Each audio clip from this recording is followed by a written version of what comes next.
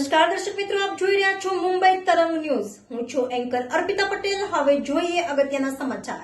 મહિલા બુટલેગરો પોલીસની આંખમાં ધૂળ નાખવા સ્ટાઇલિસ્ટ બેગ અને પર્સમાં વિદેશી દારૂની હેરાફેરી કરતી હતી. અરવલ્લી પોલીસની કામગીરીના ઇતિહાસમાં સૌપ્રથમવાર એક સાથે 9 મહિલા બુટલેગર વિદેશી દારૂની રાજસ્થાનથી ખેપ મારતી ઝડપાઈ.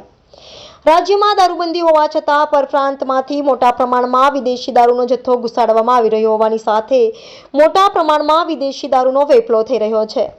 અરવલ્લી જિલ્લા એસપી શેકાલી બારવાલના માર્ગદર્શન હેઠળ પોલીસ તંત્રની શબ્દ કાર્યવાહીથી બુટલેગરોમાં ફફડાટ ફેલાયો છે.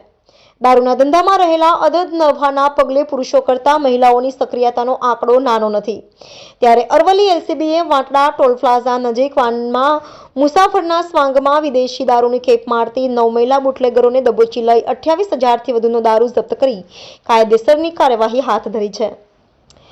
રિપોર્ટર જયદીપ ભાટિયા સાથે મેહુલ પટેલ, મુંબઈ તરંગ ન્યૂઝ, અરવલ્લી.